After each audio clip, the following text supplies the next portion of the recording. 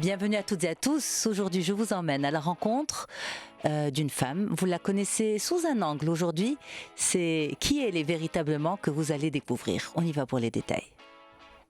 Leïla Ben Ammar, bonjour.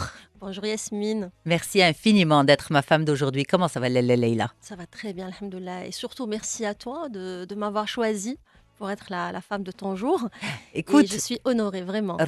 Mais ça me met mal à l'aise quand les femmes me disent merci de m'avoir choisi. Pas du tout, Blacks. Moi, c'est au contraire, je suis fière et contente de la confiance que vous, les femmes, vous mettez en moi au point de venir discuter avec moi de vous, de ce qui fait de vous les femmes que vous êtes aujourd'hui. Donc, c'est moi qui te remercie d'être là. C'est moi qui te remercie de m'avoir fait confiance. C'est moi qui te remercie de venir continuer à cultiver un petit peu l'esprit de communauté qu'on a réussi à créer avec Femmes d'aujourd'hui. Et c'est la première en vidéo d'ailleurs. Et merci beaucoup d'être là pour moi par rapport à l'évolution de ce podcast. Leïla, Dis-moi. alors, moi, je te connais très bien en tant que médecin parce qu'on a fait des émissions ensemble avant.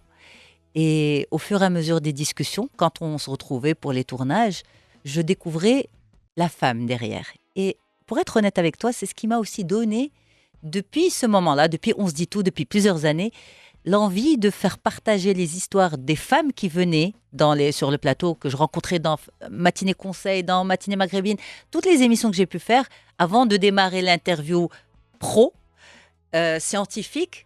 C'est bien sûr aussi l'humain qui discute. Et je me disais, si seulement les gens pouvaient savoir qui c'était cette personne, si seulement les gens pouvaient... Et l'idée a mûri au fur et à mesure. Il y a eu aussi Routine Eliaoumi qui m'a pris moi à la gorge. Je me suis dit, j'ai envie de faire quelque chose pour la femme marocaine, mes chères Routine Eliaoumi. Et d'où en fait la naissance de Femmes d'aujourd'hui et qui est en gestation depuis pratiquement une dizaine d'années. J'ai connu à travers les discussions avant de démarrer les interviews, tout ça, une autre Leïla. Une femme qui n'a pas eu un parcours de vie évident. Quand on voit la spécialiste que tu es devenue, le médecin, cabinet, etc., on se dit oui, la vie lui a réussi, la vie lui a très vite souri. Est-ce que c'est vrai? Ah, pas du tout.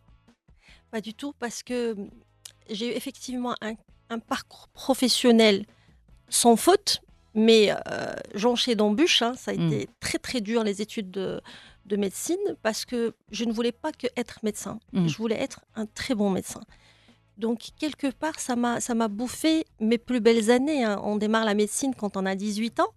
On termine quand on a dans les meilleurs délais 30-31 ans. Ce sont les plus belles années qui sautent, où on apprend à être médecin, mais on n'apprend pas les choses de la vie, malheureusement, lorsqu'on veut vraiment se consacrer à ses études.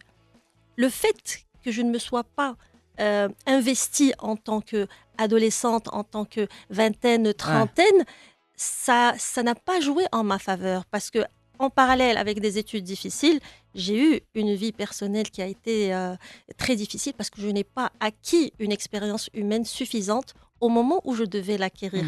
Je pense que c'est ce qui a induit certaines erreurs, certains choix de ma vie que j'ai fait, que peut-être je ne regrette pas aujourd'hui, mais qui ont été des moments de souffrance qui ont été très très importants. Alors, la médecine, je connais aussi le Alors, c'est un coup de cœur, je pense, quand j'avais 6 ou 7 ans. Ce qui est très drôle, c'est que je partais chez mon pédiatre et j'avais juste envie qu'il me donne le stéthoscope à mettre dans mes oreilles, écouter les battements du cœur. J'avais envie de prendre le cachet et je n'ai jamais osé le demander, parce qu'en étant petit, nous, on n'avait pas le droit de demander certaines choses aux adultes. Et c'est resté comme une sorte de frustration. J'ai décidé d'être médecin pour cette raison qui est toute bête. La passion est venue par la suite. Donc, c'est un petit truc qui a commencé comme ça. Et puis, l'idée, elle s'est infiltrée. Et quand j'ai eu mon bac, je ne voulais faire que médecine. D'ailleurs, j'ai été très bien classée, alhamdoulilah, mais j'ai refusé d'envoyer mon dossier dans une autre école. C'était médecine ou rien. Et avant, en fait, je voulais faire de la pédiatrie. C'était soigner les enfants. Et puis, la vie, si tu veux, on peut en parler par la suite. On a décidé autrement pour le choix de la dermatologie. De la dermatologie. Alors, tu t'es mariée jeune? Pas assez jeune, mais je dirais que peut-être, sur le plan expérience, oui. Je n'avais pas d'expérience. Donc, j'ai rencontré peut-être pas la bonne personne pour moi. Et je me suis mariée pendant mes études, pendant ma spécialité, que je considère aujourd'hui comme une erreur de ma part. Parce que la médecine, ça prend énormément de temps et d'énergie et c'est très difficile de concilier la vie conjugale et les études lorsqu'on veut être brillant. Mm. Parce qu'on le sait tous, hein, dans les foyers marocains, l'homme marocain, il a certaines exigences. C'est très difficile pour lui d'accepter que ce soit une femme et que ce soit une étudiante et que ce soit quelqu'un qui est très ambitieux sur le plan professionnel. Ça peut constituer un handicap. Alors, quand je t'entends parler de ça, bien sûr, il y a beaucoup de ta génération, la mienne, plus jeune, plus âgée, il y a beaucoup de femmes médecins. Est-ce que la femme médecin passe forcément par ces difficultés de la vie, à savoir, voilà, pratiquement les années de jeunesse, les années d'insouciance sont sur le banc de la fac, les couloirs des hôpitaux, etc. Donc on ne vit pas finalement avec le صغر, comme on dit, الحماق ديال الصغر.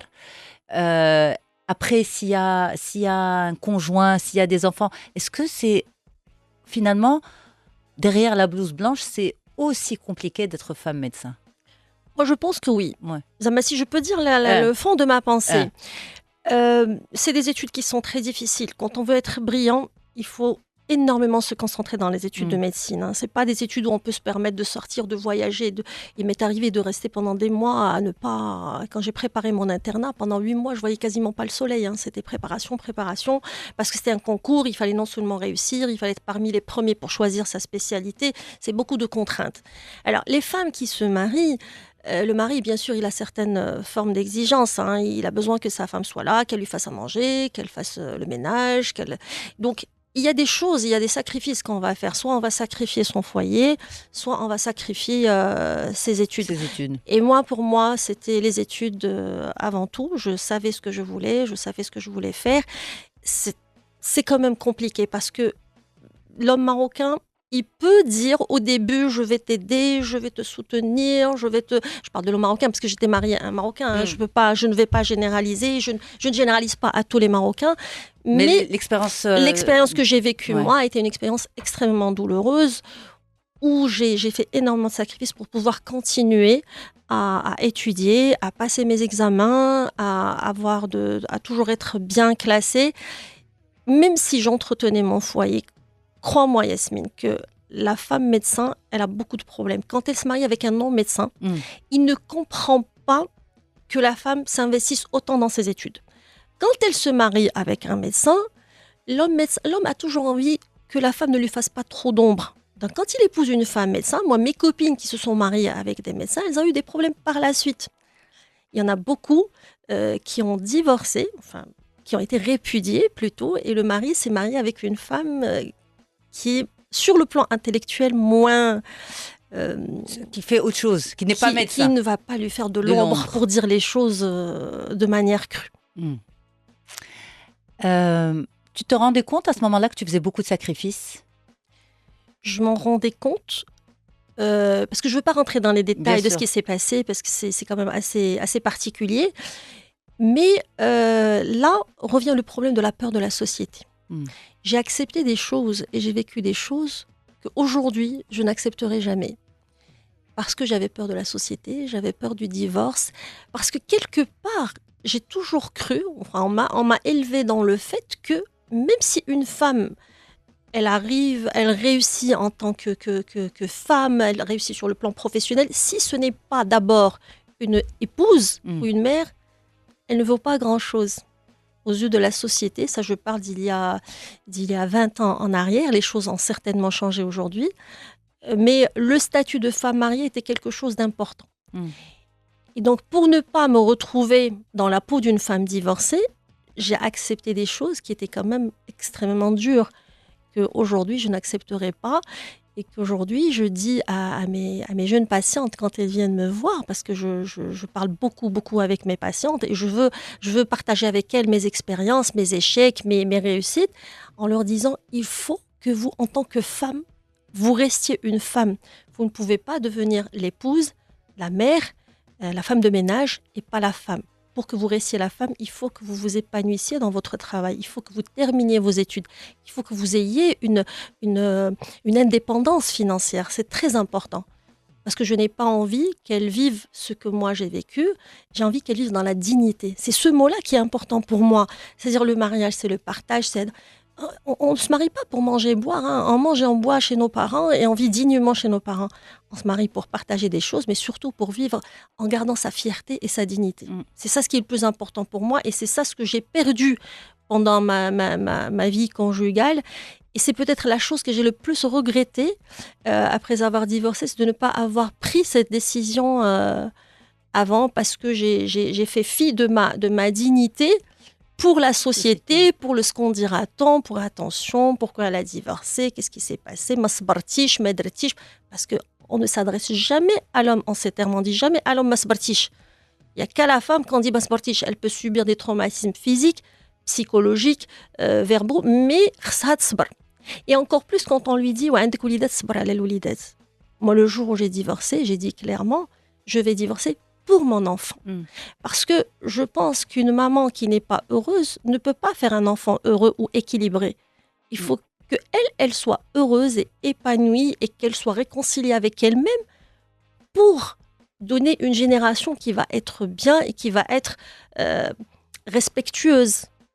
Je voulais pas que mon fils grandisse dans une situation où il va voir sa maman qui n'est pas traitée de manière digne, parce que peut-être qu'un jour, il refera la même chose. Lui aussi, un jour, il va manquer de respect à sa femme, peut-être parce qu'il aura vu ces choses-là. Alors, pendant ces années-là, où tu étais encore étudiante, où tu étais mariée, où justement ta dignité était bafouée, est-ce que ton entourage s'en rendait compte? Ou bien, est-ce qu'à ce moment-là, on va dire, tu le cachais bien? Tu savais bien jouer la comédie? Je le cachais très bien. Je suis une grande comédienne. Je l'ai aussi bien caché à mes parents, parce que je ne voulais pas les blesser, je ne voulais pas voir mes parents dévastés, qu'au niveau de mon travail, parce que je ne voulais pas qu'il soit dit qu'on t'a fait réussir par pitié. Voilà. Donc j'ai subi énormément de choses. Même j'étais enceinte en dernière année de spécialité et je l'ai dit qu'à partir du 6e mois. Parce que je ne voulais pas qu'on dise que ton rendement a baissé ou que voilà, tu travailles moins bien qu'avant ou que les gens sachent. Moi, j'étais en pleine instance de divorce pendant mes examens de fin de spécialité. J'étais enceinte à l'époque. Et j'ai passé mes examens avec 6 comprimés de Ventoline, en menace d'accouchement prématuré, dans les pires conditions qu'on puisse imaginer. Mais je n'avais qu'un objectif. C'est réussir mon diplôme parce que je me dis que la seule chose qu'on puisse contrôler, c'est ce que nous, on fait. Ce sont nos études. Si tu étudies, tu vas réussir. Si tu travailles, tu vas réussir. La vie conjugale, c'est cède. Donc c'est pas des choses qu'on peut contrôler. Il y a des choses qu'on peut contrôler et donc il n'était pas question, en tout cas pour moi, qui suis très têtue de nature, de gâcher aussi bien ma vie conjugale que ma vie professionnelle. Donc j'ai beaucoup pris sur moi, j'en ai pas parlé, je ne racontais pas ce qui m'arrivait. Et c'est ce qui a fait que quand j'ai divorcé, je n'ai pas eu de soutien. Parce que les gens ne comprenaient pas, puisque j'en avais pas parlé, puisque j'avais subi en silence. Et ça aussi, c'est une erreur que j'estime il ne faut pas faire. Il ne faut pas s'isoler, parce que déjà, lorsqu'on n'est pas heureux dans sa vie conjugale, on est déjà isolé. Émotionnellement, c'est très dur. Alors quand en plus on s'isole de la société, là aussi peut-être par fierté, peut-être pour préserver ses parents, pour préserver sa famille, ou pour ne pas subir shmeta, il y a beaucoup de choses. On souffre encore plus. Le partage, c'est bien. Raconter, évacuer et puis peut-être avoir des conseils, peut-être apprendre de ses erreurs, peut-être... Et c'est pour ça que toi, tu en parles justement aussi avec tes patientes, ouvertement? C'est que Il m'arrive. Ouais. Oui. Tu n'es pas que le médecin? Non. Technique? Non. Tu es aussi... Je réussis toujours, vu ce que j'ai vécu, à savoir quand une patiente rentre chez moi, est-ce qu'elle est mal? Quand je sais qu'elle est mal, je vais tout faire pour la pousser dans ses retranchements et pour savoir pourquoi elle est mal. Le fait qu'elle évacue, le fait qu'elle en parle, le fait qu'elle voit qu'il y a du soutien, le fait que je l'encourage à aller de l'avant, le fait que je l'encourage à redevenir une femme, je vois le résultat après de mon travail. Parce que finalement, la peau, c'est le miroir de l'âme. Si une personne est mal, si elle est malheureuse, quoi qu'on puisse lui administrer comme traitement, quoi qu'on puisse faire, elle sera toujours mal. Et des fois, ils me disent, vous savez, docteur Anaïr, je me sens bien. Il y a aussi pas mal de maladies dermatologiques qui sont déclenchées uniquement par le stress, comme les prurites psychogènes. Il suffit que la patiente, elle évacue et qu'on l'aide un petit peu. Des fois, elle est dans le tort, des fois, elle a raison. Ça ne veut pas dire que c'est toujours les hommes qui ont tort. On ne va pas commencer à tout leur mettre sur le dos. Des fois, c'est deux bonnes personnes, mais qui ne sont pas compatibles. Des fois, c'est une mauvaise gestion. Mais j'implique maintenant en permanence le côté psychologique dans mes consultations, parce que je pense qu'au final, la souffrance t'apprend l'empathie. Les gens qui n'ont pas vraiment souffert n'évoluent pas émotionnellement. Et les gens qui ont souffert, ils n'ont pas envie que les autres souffrent de la même manière. Donc, on ressent leur souffrance et on essaye de les aider. Et je pense que des fois, ça marche. Alors, en t'écoutant, j'ai l'impression, et corrige-moi si je me trompe, que très tôt, ce qui a pris le dessus sur toi, sur ta personne, c'est l'excellence académique. L'apprentissage de l'excellence académique et la réussite, de façon peut-être consciente et inconsciente. Et donc, du coup, la femme en toi, la jeune femme en toi, la femme en toi, n'a pu éclore qu'après être passée par la grande crise du mariage, du divorce, etc. Avant, c'était je dois réussir et mon image doit être parfaite. C'est tout à fait ça. J'ai l'impression de parler à un psychologue. Je voulais être parfaite sur le plan professionnel, être toujours la première. C'est l'éducation. En fait, je m'affligeais moi-même cette torture. Pour moi, c'était pas réussir, c'était être la première. Il m'est arrivé une fois ou deux fois d'être deuxième, j'en ai pleuré. J'ai jamais accepté d'être la deuxième. Même à l'école, au collège. Non, exclu. C'était pas, pour moi, c'était pas envisageable. C'était comme une forme d'échec. Et pourquoi ? Je ne pourrais pas dire pourquoi. Je ne sais pas. J'ai des parents qui ont toujours été très fiers de moi, mais qui ne l'exprimaient pas. Et je pense que j'attendais toujours que ce soit exprimé verbalement. Et donc, j'essayais toujours de faire mieux pour avoir cette reconnaissance morale. Donc, le fait que j'ai consacré énormément de temps à mes études, j'en ai pas consacré assez à mon intelligence émotionnelle. À la vie. À la vie, aux expériences, au côté humain. Et donc, ça m'a joué de mauvais tours. Et comme tu dis si bien, je ne suis devenue femme que beaucoup plus tard. C'est quand j'ai appris que tant que je ne m'aimais pas, tant que je ne m'appréciais pas, je n'allais pas évoluer parce que je ne dégageais pas de la confiance. Donc même sur le plan professionnel, au final, après tout ce parcours qui était sans faute, je n'ai pas pu démarrer très rapidement. Alors qu'il y a des gens qui étaient avec moi, qui ont étudié avec moi, qui n'avaient pas forcément un niveau exceptionnel, mais qui ont réussi beaucoup plus vite dans le milieu professionnel parce qu'ils avaient confiance en eux ou parce qu'ils avaient une expérience de vie que je n'avais pas. Donc c'est pour ça que je dis à mes patientes ou qui ont des enfants, vous savez, vos enfants, c'est pas parce qu'ils sont brillants à l'école qu'ils vont être forcément brillants dans la vie. Il faut leur apprendre la vie, l'expérience de la vie. Ça, je l'ai appris à mes dépens, mais je l'ai appris, ça m'a rendu service. Je suis aussi quelqu'un peut-être qui n'écoute pas trop les conseils, qui peut être têtu, et ça aussi c'est mauvais. J'ai appris aussi maintenant à écouter les gens et à me dire, je ne suis pas obligée de vivre une mauvaise expérience pour en tirer profit. Je peux aussi écouter les gens et croire en leur expérience, en leur vécu.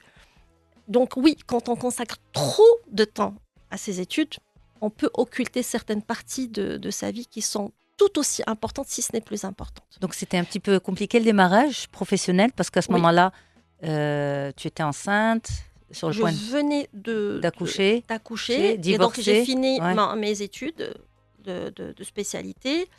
J'accouche, il fallait que j'ouvre un cabinet parce que financièrement, il fallait nourrir mon fils. C'était très dur parce que j'ai eu beaucoup de complications post-accouchement. J'étais dévastée psychologiquement, sur le plan santé ça n'allait pas du tout, mais j'avais un moteur, mon fils.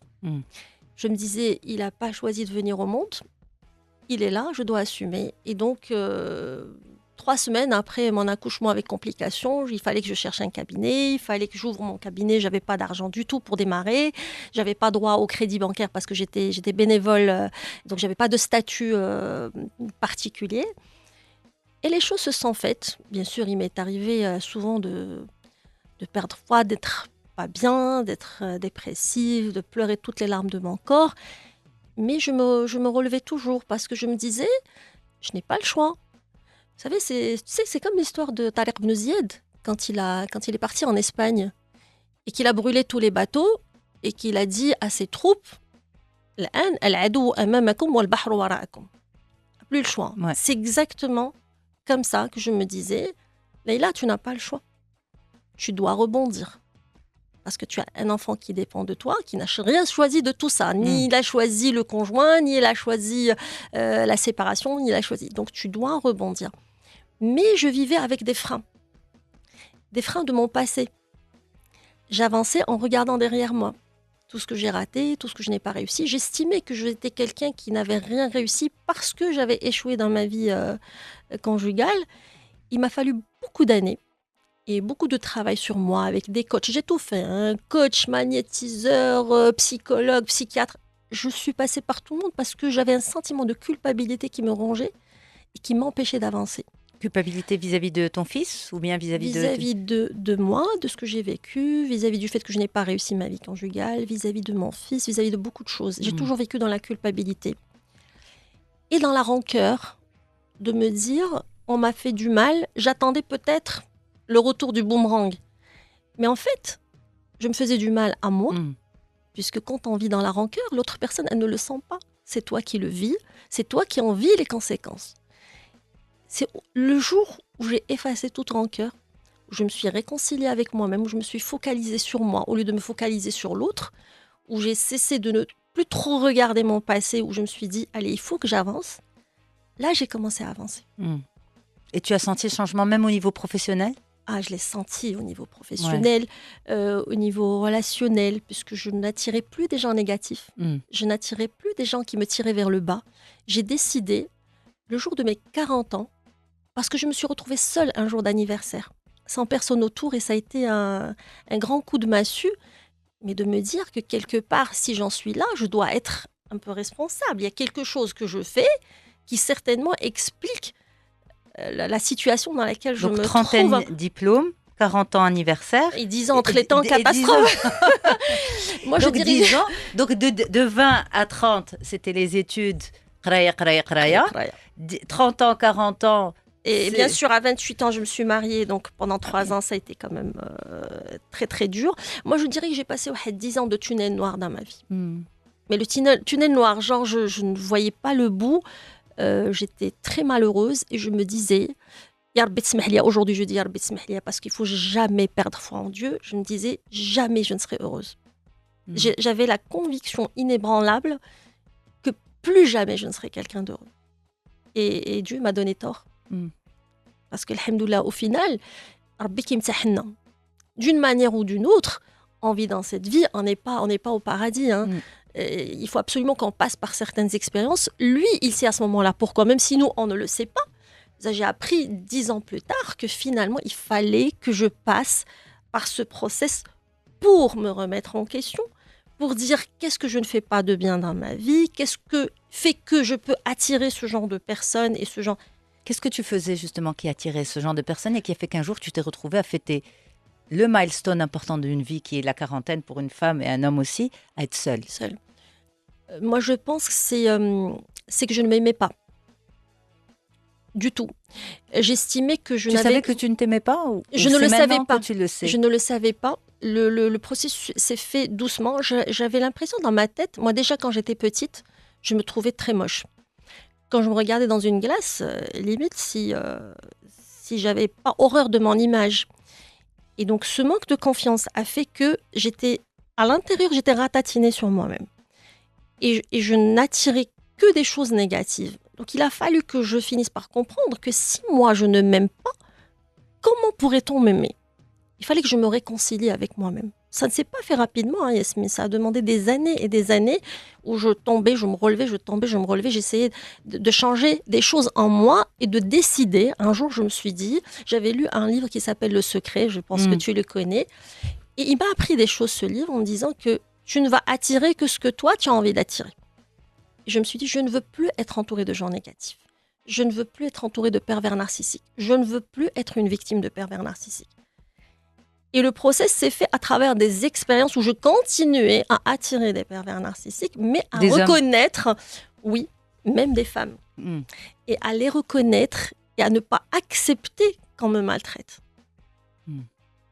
C'est quoi On n'entend pas beaucoup parler du profil du pervers narcissique, mais j'ai l'impression aujourd'hui qu'on met ce terme à toutes les sauces. Oui.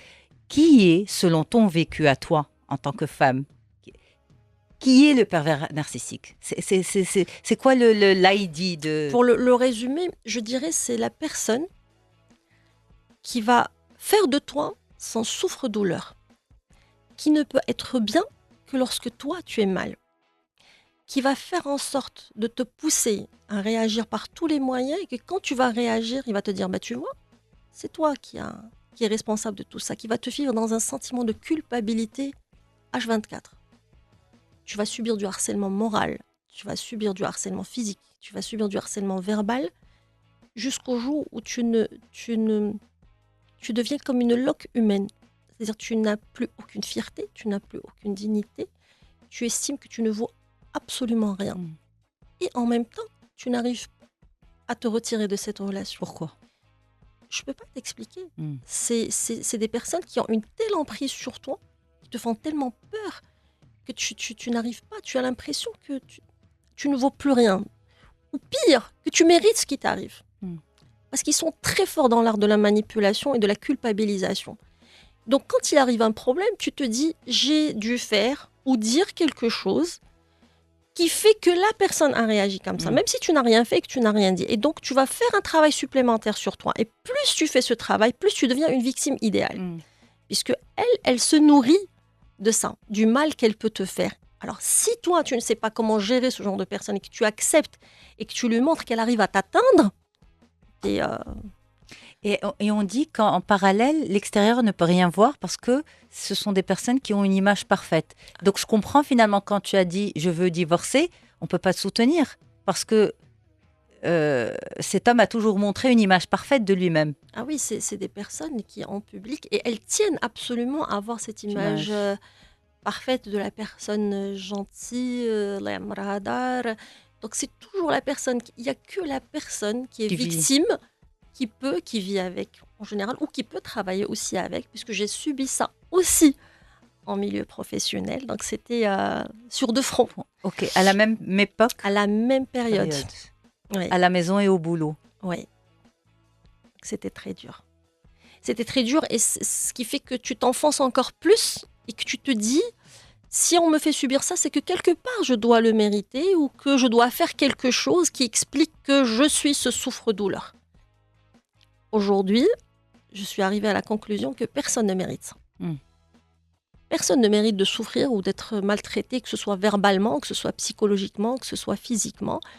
Et mon regret, peut-être a posteriori, c'est de ne pas avoir mis en avant ma fierté et ma dignité. Si je m'aimais à ce moment-là, j'aurais tout laissé tomber.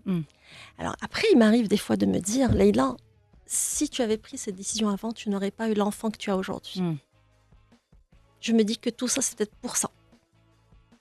Alors ce que j'ai essayé de faire, c'est de compenser à travers l'éducation de mon fils et d'essayer d'en faire quelqu'un de bien. Quelqu'un qui va respecter la femme, en général, quelle qu'elle soit, quel que soit son statut, quelle que soit la relation qu'il puisse avoir avec elle, être dans le respect de la femme. Tu le prépares pour une autre femme? Je le prépare. Pour compenser ce que tu as... Je n'ai pas envie qu'une autre femme, un jour, souffre, baby. Ouais. Parce que quelque part, moi je dis honnêtement, Yasmine, peut-être que beaucoup de femmes vont m'en vouloir de ce que je vais dire, mais c'est nous qui faisons notre malheur. Par la manière avec laquelle nous éduquons nos garçons, nous faisons le malheur d'une autre femme plus tard. La femme marocaine, quand elle a un enfant, un garçon, elle l'éduque différemment de la fille. C'est le prince. Je pense que le fait qu'elle soit pas forcément heureuse dans son entourage ou avec son mari, elle transpose cette affection sur son garçon. Elle fait tout pour que ce garçon soit l'homme de sa vie. Et donc tout le monde est à son service. Tout le monde, c'est l'enfant roi. Tout le monde est là pour le servir. Et lui, il grandit avec cet état d'esprit qu'une femme, quelle qu'elle soit, est là pour le servir. Et donc, on va faire des générations et des générations de femmes qui vont souffrir. Donc, nous aussi, on doit participer à changer ces choses et à éduquer, aimer nos enfants. Je veux bien, j'aime mon Mm. fils. Mais je ne vais pas accepter qu'il martyrise une autre femme parce que c'est un homme. Ouais. Ce n'est pas normal. Si je le vois faire du mal à sa femme plus tard, je ne vais pas le laisser faire. Moi, on m'a regardé, on a laissé faire. Mm. Et ça, c'est pas des choses que j'aimerais faire subir à quelqu'un d'autre. Comment tu vas aujourd'hui, Leïla? Alhamdoulilah, je vais très bien. C'est pour ça que je t'ai dit, je regrette tous les moments où je me suis dit, je vais pas être une femme heureuse. Je me suis épanouie sur le plan professionnel. Je fais du bénévolat. Ça fait 12 ans que je suis avec une association qui m'apporte énormément. Faire du bénévolat, c'est ce qui revigore le plus. C'est ce qui fait qu'un médecin ne regrette pas d'avoir choisi la médecine. J'ai fait partie aussi d'une association des dermatologues pendant 5 ans où j'ai appris aussi un petit peu comment organiser des congrès, comment connaître des gens d'autres horizons, comment évoluer sur le plan scientifique. Et tout ça, c'est professionnel. C'est Sur la vie personnelle. Alors, comment ça va? Alors, La femme que tu es aujourd'hui, comment elle va? Elle est réconciliée avec elle-même. Maintenant, Leïla, elle est copine avec Leïla. Je peux voyager seule, je suis très bien. Je peux aller au restaurant seule, je suis très bien. J'apprécie ma propre compagnie. Si j'ai des gens, des amis, je suis alhamdoulilah, très heureuse en amitié. J'ai beaucoup de chance d'avoir de très bons amis. Je suis bien entourée. Mais même si je me retrouve seule, ça ne me dérange pas. C'est un choix que j'ai fait. Peut-être parce que j'ai tellement été impactée par ce que j'ai vécu que j'ai eu beaucoup de mal à refranchir et à refaire confiance. Il se peut que j'ai tort, mais c'était tellement douloureux que c'est très difficile. C'est compliqué de refaire, par exemple, d'envisager de refaire sa vie avec quelqu'un? Pour moi, oui. Pour le moment, c'est compliqué? Pour moi, oui. Je pense que quelque part, il y a un rejet qui s'est imposé parce que c'était... Je ne suis pas rentrée dans les détails. Oui, je comprends. Parce que c'était extrêmement douloureux. Et donc, je suis tellement bien comme je suis maintenant que je me dis que si c'est pas une personne qui va faire en sorte que je sois encore mieux que ce que je suis aujourd'hui, c'est pas la peine. Je n'ai pas besoin de quelqu'un qui va me soutenir financièrement. J'ai besoin de quelqu'un avec qui je vais partager des choses. Est-ce qu'aujourd'hui tu fais peur aux hommes? C'est possible. Ouais. C'est possible. Je suis très indépendante. Je pense que ça aussi, l'homme, il aime bien sentir qu'on a besoin de lui. Moi, déjà, de par mon caractère, je ne suis pas quelqu'un qui demande. C'est déjà enfoui en moi. Et avec la vie, encore plus, parce que j'ai appris, ça fait 19 ans que je suis séparée, j'ai appris à vivre seule et à me débrouiller seule. Certainement, je dois dégager cela. En plus, je suis devenue assez exigeante, c'est-à-dire qu'il y a des choses que j'acceptais il y a 20 ans que je n'accepterai plus. J'ai un minimum d'exigence intellectuelle, affective surtout. Ouais. Une personne doit être dans l'émotionnel. J'ai besoin de ça au jour d'aujourd'hui. Quand je dis j'ai besoin de ça, ça ne veut pas dire que si je ne le trouve pas, je serai malheureuse. Non, ça veut dire que c'est un point qui est pour moi important dans une relation. Si la personne n'est pas, si je suis seule, je suis très bien.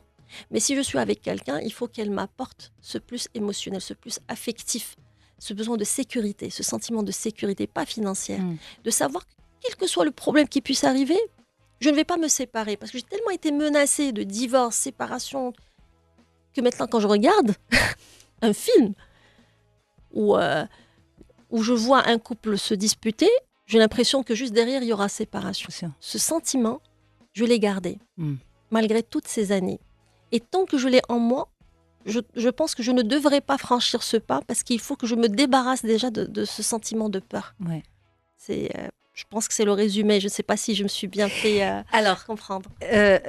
C'est pourquoi j'adore ce rendez-vous parce que, voilà, par exemple, toi, on te connaît en tant que médecin, tu as toujours parlé scientifique, tu as toujours parlé pour donner des recommandations, etc. Mais derrière, on ne se dit pas, c'est qui cette femme? On voit juste le médecin, on voit juste la pro. Et aujourd'hui, tu t'es vraiment mise à nu pour toute la communauté de femmes d'aujourd'hui. Oui. C'est compliqué à faire cet exercice? Je pense que je ne l'aurais pas fait il y a quelque temps. Parce que je pense que je n'aurais pas pu parler sans pleurer, sans sortir mes émotions. Là, je le fais vraiment pour encourager les femmes qui sont dans la souffrance et leur dire que rien ne dure. La vie, c'est pas être heureux ou être malheureux. Ça n'existe pas dans l'absolu d'être heureux ou malheureux. Ce sont des moments de bonheur, des moments de malheur. Et quand il y a une occasion pour être heureux, il faut la saisir. Si aujourd'hui, à ce moment-là, je suis heureux, ça y est, il faut vivre cet instant de bonheur. Ne pas penser plus tard ou penser en arrière ou non, moi, on m'a fait. Il y a certaines catégories de femmes qui aiment rester dans leur. Et se plaindre et rabâcher la même chose et redire les mêmes choses. Non, ça y est. Est-ce que c'est lié aux financiers en général? Il y a beaucoup de femmes qui restent dans leur malheur parce que c'est lié aux finances. Mais moi, je ne suis pas d'accord. Quand je me suis séparée, c'était une décision que j'avais prise. Je n'avais pas un dirham en poche. Je n'avais pas de quoi nourrir mon fils. Et le diplôme en poche, oui, mais rien d'autre. Le diplôme en poche, mais rien d'autre. Hein. C'est pas un diplôme, ça, on mange pas un diplôme.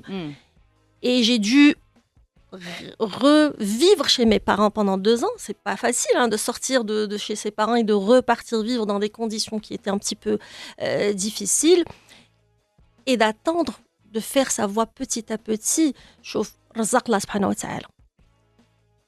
Le bon Dieu ne laisse pas tomber l'abd diallo. C'est-à-dire que si je vais rester pour avoir un confort financier, ça c'est une erreur. Et c'est pour ça que je dis toujours à mes patientes, étudiez. Ne quittez pas votre job. C'est pas parce que vous êtes marié que vous devez quitter votre job et devenir totalement dépendant. Ça ne veut pas dire qu'on les encourage à faire les rebelles, mais pas du tout. Mais c'est une sécurité. C'est une sécurité financière de se dire que même dans le pire des cas, si ça va mal, je pourrais rebondir, Parce que malheureusement chez nous, l'homme, quand il divorce de la femme, il divorce de la femme et de l'enfant. C'est le plus souvent le cas. Et la plupart des femmes qui sont mes patientes, moi y compris, elles assument toutes seules leurs enfants. Et c'est ce qui les freine. Mais il ne faut pas. La dignité n'a pas de prix. Mais c'est quand même... Tout ce que tu dis, tu as parfaitement raison. Mais c'est quand même dommage de partager sa vie avec quelqu'un et de se dire, j'ai quand même besoin d'une sécurité. Oui, bien sûr. C'est quand on évalue la portée, c'est quand même dommage. C'est quand même, on est en train de constituer une famille ensemble. On est en train d'être la garantie et la sécurité de nos enfants. Mais je ne peux pas te faire confiance. Je ne suis pas en confiance avec toi à 100%. J'ai besoin de ma béquille. En réalité, c'est ça. C'est ça. Là, il a dit à 25 ans, ne réfléchissez pas comme ça. Moi, je n'avais pas du tout cette idée. J'ai toujours vécu avec un papa qui a assumé financièrement. Ma maman n'a jamais travaillé. Mon père n'a jamais blessé ma mère, même quand il est arrivé de se disputer. Et Dieu sait qu'il se dispute comme tous les couples. Mais jamais il y a eu l'impact financier. Non, je suis fâchée avec toi ou tu m'as fait quelque chose, donc je te retire l'argent. Moi, je l'ai vécu. C'est pour ça que je dis qu'il faut avoir cette sécurité dans un petit coin de sa tête, mais pas vivre en se disant non, on va se quitter. Pas du tout, c'est pas le message que je veux passer. Mais c'est une forme de force parce que finalement, on n'attire que ce qu'on dégage. Lorsqu'on est avec une personne qui voit que vous dégagez de la peur de la séparation, parce qu'il va profiter de la situation. Nous sommes des êtres humains, nous ne sommes pas des anges. Alors que quand dans un couple, que ce soit l'homme ou la femme, l'autre dégage une forme de confiance, quelle que soit cette forme de confiance, je pense que ça tient un petit peu plus. Il faut que ce soit une confiance en soi, une confiance sur le plan financier, une confiance sur le plan intellectuel, avoir un métier, de se dire que même si je ne travaille pas aujourd'hui, je pourrais rebondir et ne pas être dépendant. Pour moi, en tout cas, c'est de la part de mon vécu à moi. Je ne généralise pas. Leïla Ben Ammar, merci beaucoup d'avoir été ma femme d'aujourd'hui. Merci pour cette confiance. Merci de m'avoir permis de dire tout ça. Et je le dis pour encourager les autres à aller de l'avant et croire en la vie. Toujours croire en la vie. Toujours. Merci beaucoup.